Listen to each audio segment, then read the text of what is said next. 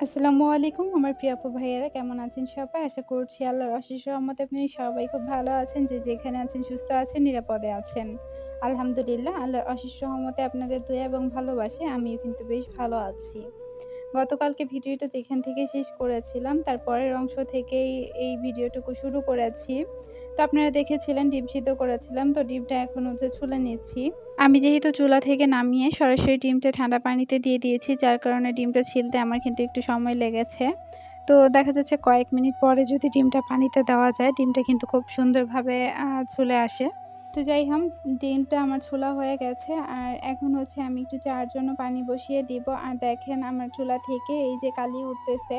তো এক পাশে এরকমটা কালি উঠতেছে, যেহেতু গ্যাসটাও শেষ পর্যায়ে চলে এসেছে। গত মাসে কেনা হয়েছিল। এখন পর্যন্ত যা আছে তার জন্য আলহামদুলিল্লাহ। এদিকে আমি আমার চাটাও রেডি করে নিয়েছি টি ব্যাগ দিয়ে। আর এখন তো রং চাই খাওয়া হচ্ছে। তবে চাটা আমি খেতে পারি নাই। চাটা আম্মুকে দিয়ে দিয়েছিলাম। আর আমি হচ্ছে ডিম সিদ্ধই খেয়েছিলাম। কেন জানি না ইদানিং একটা খাবার ইচ্ছে করলে পরক্ষণেই সেই খাবারটা খেতে ইচ্ছে করে না। এরকমটা কার, কার সাথে হয় অবশ্যই কমেন্টে জানাবেন। তো যাই হোক, ডিম ২ টাও আসলে খেতে পারিনি। একটা খেয়েছিলাম, অর্ধেকটা আমার ছোট ছেলে খেয়েছিল আর অর্ধেকটা এভাবেই রেখে দিয়েছিলাম। বড় ছেলে বাসায় ছিল না, বাহিরে খেলতেছিল। তো আমি আর আমার ছোট ছেলে এখন একটু নিচে যাবো। তো ও দেখা যাচ্ছে সারাদিন রুমের মধ্যে আটকা পড়ে অনেক বেশি নিচে যাওয়ার জন্য কান্নাকাটি করে, বায়না করে। তো মাঝে মধ্যে একাই চলে যায়। তো যখন সিঁড়ি থেকে নামছিলাম ও বলতেছে, "আম্মু ভিডিও করো।" তো আমি বললাম, "কাকে ভিডিও করব?" আমারে। তো সেই কারণে একটু ভিডিও করে নিলাম। আর আমিও আজকে ভিডিওতে চলে এসেছি। কেউ কিছু মনে করবেন না। আর এই তো এটা হচ্ছে এই যে আমার বাসা। আর বাসা থেকে এখানে বাচ্চারা খেলা করতেছিল। তো এখানে বাবুকে একটু ছেড়ে দিয়েছিলাম। ও একটু খেলা করছিল। আর আমি একটু হাঁটাহাঁটি করে আবার চলে এসেছিলাম উপরে। আপনাদের ভাইয়ের হচ্ছে নাইট ডিউটি আছে। যার কারণে সে হচ্ছে ৭ টায় খেতে আসবে। এখন অসুস্থ থাকার কারণে ভিডিও আপনাদের সাথে একেক সময় যাচ্ছে। আজকে কখন ভিডিও আপনাদের সাথে আপলোড করতে পারবো জানি না। আদৌ পারবো কিনা সেটাও জানি না।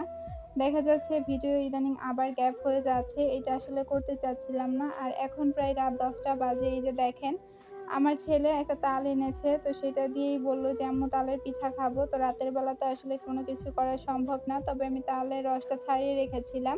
আর চিনি দিয়ে একটু জাল করে রেখে দিয়েছিলাম। আর এটা হচ্ছে পরের দিন, মানে আজকের দুপুরবেলা একটা ভিডিও। তো যাই হোক, দেখা যাচ্ছে এখন ভিডিও করতেও ভালো লাগে না। শরীর এত বেশি অসুস্থ। তো সবকিছু আমি আসলে একটু রাগের মাথায় রাখছিলাম। কেন আপনাদের ভাই এসে বলতেছে যে গুড়া মাছ এনেছি ২ কেজি। তো সেটা শুনে তো আমার প্রচন্ড মেজাজ গরম হয়ে যায়। তো এক পর্যায়ে হচ্ছে বাজার চেক করতে এসে দেখি যে সে হচ্ছে পাঙ্গাস নিয়ে এসেছে। তো পরবর্তীতে মানে নিজেই হাসতেছিলাম যে আমাকে এভাবে বোকা বানালো। আর আমি সেটাতে রাগে, মানে ওর বেশি ভালো লাগে আমাকে রাগাতে, সেই কারণে রাগিয়েছিল। কারণ আমি যেহেতু অসুস্থ, আর অসুস্থর আ সময় যদি কোনো কাজ নিজের উপর চাপ পড়ে যায়, তো এই কাজগুলোর কথা শুনলেই কিন্তু রাগ উঠে যায়। তো আমার যখন শরীর খারাপ থাকে তখন আমার প্রচন্ড বেশি রাগ হয় এসব কাজে।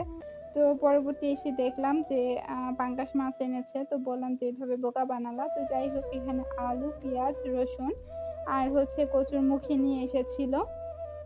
আর এই যে কিছু হচ্ছে শুকনা মরিচ এনেছে। তো আমি পলি সহই রেখে দিয়েছি।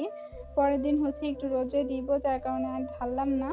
আর জারটাও একটু ওয়াশ করতে হবে, যেহেতু বেশ কয়েকদিন হয়ে গেছে, ১৪-১৫ দিন হয়ে গেছে আমি ওই বাসা থেকে ক্লিন করে নিয়ে এসেছিলাম। এই বাসায় এসেও যেহেতু রান্না-বান্না করতেছি, তেল চিটচিটে একটা ভাব তো হয়েই থাকে। আর এই যে মসলাদানি সবগুলা জার ফাঁকা হয়ে আছে, কোনো মসলা নেই।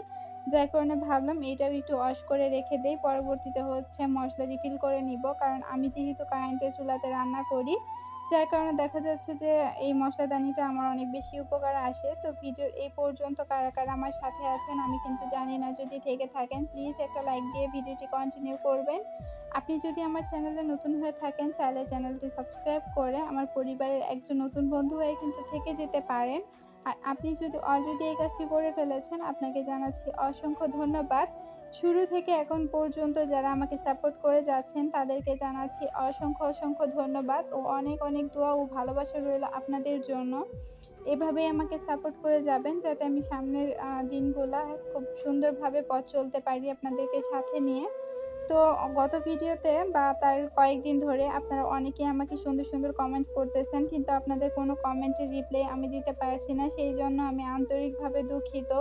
সবাই ক্ষমা সুন্দর দৃষ্টিতে দেখবেন। একটু অসুস্থ থাকার কারণে ফোনটা ধরতেই ইচ্ছে করে না। শরীর অনেক বেশি দুর্বল থাকার কারণে সারাদিন ঝিমুতেই যায়। যখনই একটু বসি তখনই দেখা যাচ্ছে শুয়ে ঘুমিয়ে পড়ি। তো আমার হচ্ছে এই অবস্থা যাচ্ছে। আর এখন চলে এসেছি রান্না করার জন্য। আর এটাও কিন্তু রাতের জন্যই ছিল। তো দেখা যাচ্ছে যে আপনাদের ভাইয়া গত হাটের মধ্যে কচু এনে দিয়েছিল। তো সেটা রান্না করা হয়নি। তো সেটাই রান্না করে নিচ্ছি। পেঁয়াজ বাটা, আদা বাটা, রসুন বাটা। তো এর আগে দেখেছেন আমি ব্লেন্ড করে নিয়েছি। তো এখন যখন রান্না করি তখনই ব্লেন্ড করে নেওয়ার চেষ্টা করি। তো আদা এবং পেঁয়াজ, রসুন একটু তেলের মধ্যে ভেজে এরপর হচ্ছে হলুদের গুঁড়া, মরিচের গুঁড়া, ধনিয়া গুঁড়া, জিরা গুঁড়া আর লবণ দিয়ে কিছুক্ষণ হচ্ছে কষিয়ে নিয়েছি। এরপরে হচ্ছে আমি কচুটা আগেই ভাপিয়ে রেখেছিলাম। সেটা একবারে দেখতেই পেয়েছেন। তো ওই অবস্থায় রেখে দিয়েছিলাম। আর এখন দিয়ে দিয়েছি একটু সামান্য পরিমাণ পানি দিয়ে আমি সুন্দর করে কচুটাকে কিন্তু কষিয়ে নেব। তো এটা আমি কিন্তু ১ম বার রান্না করছি। আমি জানি না কেমন হবে। আমি এখন পর্যন্ত খাইনি, যেহেতু আজকের ভিডিও আর এখন ভয়েস দিচ্ছি। তবে জানি না কেমন হবে, তবে আশা রাখছি ভালো হবে। আর এদিকে হচ্ছে আমি চুলায় রান্নাটা বসিয়ে দিয়ে এই ফাঁকে হাতের কাজগুলা করে নিচ্ছিলাম। যেমন ব্লেন্ডারটা হচ্ছে একটু ক্লিন করে নিচ্ছিলাম। আর এই যে দেখতে পাচ্ছেন এখানে প্রচুর পরিমাণ কিন্তু ময়লা পড়েছিল। তো সেটাকেও একটু ন্যাকড়া ভিজিয়ে সেটাও ক্লিন করে নিচ্ছিলাম। ফাঁকে, ফাঁকে হচ্ছে আমি এই যে তরকারিটাও নেড়ে দিচ্ছিলাম। এটা আসলে একটা ভর্তা টাইপের হবে। আর এটা ভাজতে, ভাজতে একদম একটু লাল, লাল টাইপের হবে। তো আমার হাতে তো সময় ছিল না। দেখা যাচ্ছে ৬টা বেজে গিয়েছিল। তো আপনাদের ভাইয়ের ৭টা বাজে চলে আসবে। তো এটা কিন্তু গরুর মাংস থেকেও বেশ ভালো খেতে হয়। সেই সাথে গরুর মাংস রান্না করতে যতটুকু সময় লাগে তার থেকে দ্বিগুণ সময় লাগে এটা রান্না করতে। এই ফাঁকে একটু ডাল ভিজিয়ে নিচ্ছি, ডালের ভর্তা করব। তো এইটা দিয়েই হচ্ছে আমাদের রাতের খাবার হয়ে যাবে। আর দুপুরের একটু তরকারি আছে। তো যার যেটা ভালো লাগে সে সেটা দিয়েই খেয়ে ফেলবে। আমার এখন কেন জানি না খাবার রুচিটা উঠে গেছে। সারাদিন এখন পর্যন্ত ভাত খাইনি। তো ডাল ভর্তা দিয়ে দেখা যাচ্ছে যে ভিডিওটা রেডি করে এরপর হচ্ছে আমি ভাত খেয়ে নিবো। আর আমার তরকারিটা কিন্তু হয়ে এসেছে। এখন হচ্ছে আমি চুলাটা বন্ধ করে দিব, যেহেতু সময় ছিল না আর ভাজা করব না। তো রেসিপিটি আপনাদের কাছে কেমন লেগেছে ছোট্ট একটা কমেন্টে জানাবেন। আর এই তো আমি হচ্ছে একটা বোলের মধ্যে পেরে নিয়েছি, যে এটা এখন সবাই খেতে আসবে। সেই সাথে অফ ক্যামেরায় ডাল ভর্তাটা বানিয়ে নিয়েছি।